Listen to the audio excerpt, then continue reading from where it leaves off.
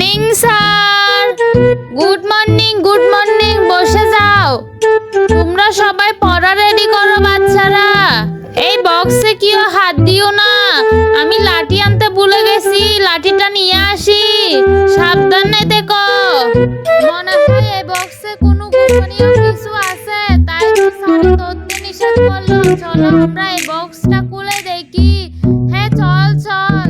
এই রিকু তুই যা, তুই গিয়ে দেখ এই বক্সে। আচ্ছা ঠিক আছে, আমি যাচ্ছি। হ্যাঁ, ওরে বাপরে, পালাও। আরে রিকু পালালো কেন?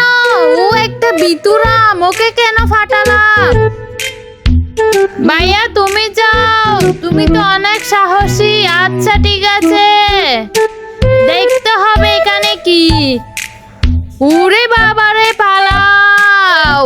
আরে একে একে এরা সব পালালো কেন? সব বিতু আমার কাছে আসে, আমি গিয়ে দেখি কি এমন আছে এই বক্সে।